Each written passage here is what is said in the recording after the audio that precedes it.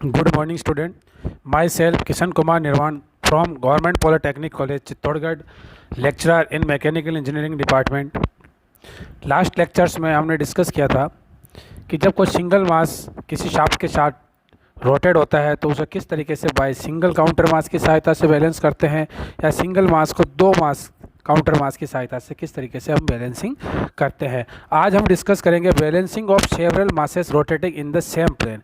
एक ही प्लेन के अंदर यदि नंबर ऑफ रोटेटिंग मास हो तो उसको किस तरीके से हम बैलेंस करते हैं वो आज हम देखेंगे। तो आप इस डायग्राम में देखिए, कुल m1 m2 m3 ये तीन जो मास है वो आपस में रोटेट हो रहे हैं। Consider three mass of the magnitude m1 m2 and m3 at the distance of r1 r2 r3। तो आज हम देखते हैं कि हमारे पास m1 मास है, m2 मास है और m3 मास है, ये एक ही प्लेन के अंदर रोटेट हो रहे हैं। जो यहाँ इसके सेंटर ऑफ रोटेशन से ये r1 डिस्टेंस पे है, ये r2 डिस्टेंस पे है, ये r3 डिस्टेंस में है। अगर इन तीनों का ही परिणामी जो है यहाँ पर अगर f हो तो जस्ट इसके अपोजिट डायरेक्शन में हम एक काउंटर मास प्लेस करते हैं। जो mc होगा उसकी डिस्टेंस rc होगी और यहाँ से जो एंगल है वो थीटा c बनाएगा। यहाँ m1 थीटा 1 एंगल बनाता है, m2 थीटा 2 एंगल बनाता है, m3 जो है थीटा 3 एंगल बनाता है। ओके, तो axis of rotation of the shaft से r1 r2 r3 पर let theta 1 theta 2 theta 3 with the angle of these mass with the horizontal line OX। और ये हॉरिजॉन्टल लाइन OX है, वहाँ से थीटा 1 m1 जो है थीटा 1 एंगल बनाता है, m2 जो है की जो रेडियस है वो थीटा 2 एंगल पर है और थीटा 3 पर m3 जो एंगल बनाता है। Let this masses rotate about an axis through O। और ये तीनों ही जो मास है वो पॉइंट नंबर 2 O, जो आपके पास ये O पॉइंट है, इसके सापेक्ष रोटेट होता है। एक एक्सिस है जो O से पास होती है और perpendicular to this paper. Okay, O and perpendicular to the plane of paper with constant angular velocity of omega. तीनों ही जो मास है वो constant angular velocity omega radian पर सेकंड से रोटेट होते हैं। तो the magnitude and the position of the balancing mass may B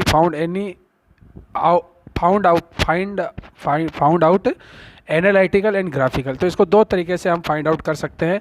जो आपका काउंटर मास है उसकी क्या पोजीशन होगी, काउंटर मास की वो रेडियस RC क्या होगी, MC क्या होगा, ये सभी हम किस तरीके से फाइंड आउट कर सकते हैं। तो वो एनालिटिकल मेथड है, ग्राफिकल मेथड। तो सबसे पहले हम एनालिटिकल मेथड देखते हैं। तो हम इस डायग्राम में देखते हैं कि m1 है, इसके ऊपर जो आपके फोर्स है वो FC1 FC2 और FC3। ओके, और ये OX से थीटा 1 थीटा 2 थीटा 3 एंगल बनाते हैं, R1 R2 R3 रेडियस पे है। और एक फोर्थ मास जो आपको काउंटर मास है FC, वो हम देखते हैं।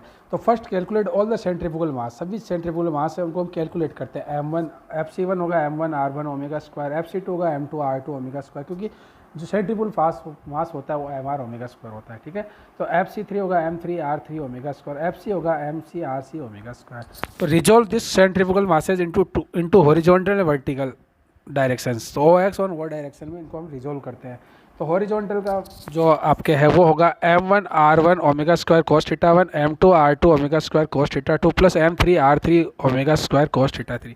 यहाँ पर हम काउंटर मास को काउंट नहीं करेंगे, अभी सिर्फ हम जो तीनों मास है उनको हम हॉरिजॉन्टल और वर्टिकल डायरेक्शन में रिजॉल्व कर रहे हैं। और वर्टिकल डायरेक्शन में होगा m1 R1 omega square sine theta 1 plus m2 R2 omega square sine theta 2 plus m3 R3 omega square sine theta 3। तो इस तरीके से हमारे पास इसको इस तरीके से समेशन ऑफ हॉरिजॉन्टल फोर्स होगा mr ओमेगा स्क्वायर। यहाँ पर आप देखना mr omega square cos theta है, और यहाँ पर जो नीचे वर्टिकल में है mr omega square sine theta है। ओके, और हम इनको जब इसका रिजल्टेंट फोर्स निकालते हैं उसको कहते हैं f। तो इसके लिए हम जानते हैं कि f ये दोनों ही वर्टिकल है हॉरिजॉन्टल जो है एक दूसरे के 90 डिग्री पे है, इसीलिए समेशन ऑफ हॉरिजॉन्टल फोर्स का square plus summation of vertical force का स्क्वायर। तो mr omega square cos theta का स्क्वायर प्लस से summation of mr omega square sine theta का स्क्वायर। तो इस तरह हमें रिजल्टेंट फोर्स F प्राप्त होगा। इस FC और या vector sum of FC1 FC2 FC3 are 0। अगर तीनों फोर्स 0 है देन द रोटर स्टैटिकली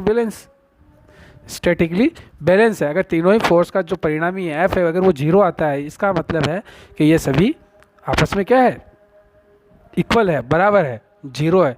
तो वो स्टैटिक बैलेंस कहलाएगा। But if F C not equal to zero, अगर एफ सी जीरो नहीं है तो उस कंडीशन में हम क्या काउंटर मास प्रोवाइड करते हैं, और तब हम कह सकते हैं कि if F C not equal to zero then rotor are unbalanced, we put and count a counter mass with distance from the axis of rotation is R सी।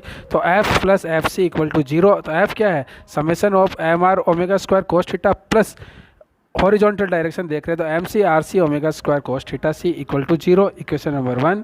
और इसी तरीके से M R omega square sine theta plus M C R C omega square sine theta C equal to zero, equation number 2।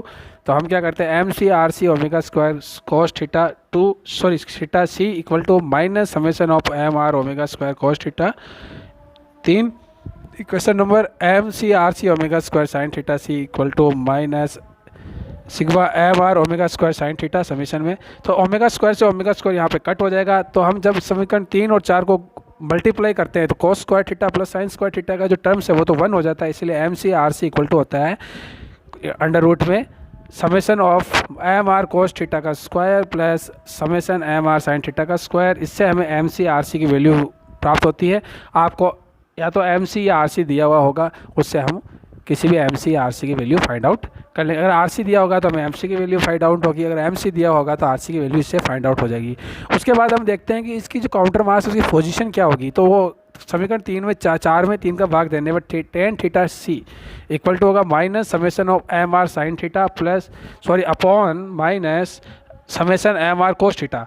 तो यहाँ पर ऐसा नहीं है कि नेगेटिव से नेगेटिव कट हो जाए, यह साइन हमें जो न्यूमेटर यानी कि आपके अंश और हर के जो साइन है वो हमें क्वाड्रेंट बताएंगे कि टेन थीटा सी किस क्वाड्रेंट के अंदर आता है, फर्स्ट में आएगा, सेकंड में आएगा, थर्ड में आएगा, फोर्थ में आएगा, ये हमें ये शो करता है। तो sign of the numerator and denominator of this function identify the quadrant of the angle, किस क्वाड्रेंट के अंदर ये एंगल प्राप्त होगा।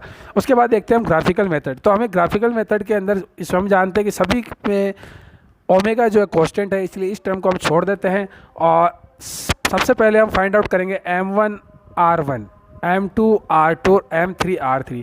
ऐसा करने के बाद हम जो पर्टिकुलर आपको एंगल दिए हुए हैं θ1 θ2 θ3, जो एंगल आपको दिए उसी एंगल के रेस्पेक्ट में, उसी एंगल के पैरेलल हम सूटेबल स्केल लेते हुए M1 जैसे हमारा एंगल M1 R1 इस तरीके इस डायरेक्शन में था, फिर उसके बाद M2 R2 इस डायरेक्शन में था, M3 R3 इस अगर ये क्लोज, अगर ये जिस तरीके अगर ये इस तरह से क्लोज हो जाता तब तो दैट्स मीन स्टैटिकल बैलेंस है। लेकिन अगर ये क्लोज नहीं होता है, अगर ये क्लोज नहीं होता है तो जो फोर्थ जो इसको क्लोज करने वाली आपके वेक्टर होगा वो एम सी आर सी को शो करेगा, और इसका जो एंगल है हॉरिजॉन्टल के साथ हम देखेंगे वो हो जाएगा थीटा सी। तो सबसे पहले M1 R1 M2 R2 M3 R3 सभी वेक्टर फाइंड आउट करेंगे और ऑल वेक्टर्स को हम इनके एंगल के पैरेलल, जिस डायरेक्शन में इन पे सेंट्रीफ्यूगल फोर्स लग रहा है उसी के पैरेलल हम इन डायरेक्शन को ड्रॉ करेंगे सूटेबल स्केल की सहायता से। तो M1 R1 M2 R2 M3 R3 are added if they close in a loop, अगर एक लूप के अंदर क्लोज हो जाते हैं तो द सिस्टम इज बैलेंस्ड, और if loop not close then the closing vector will be giving MCRC।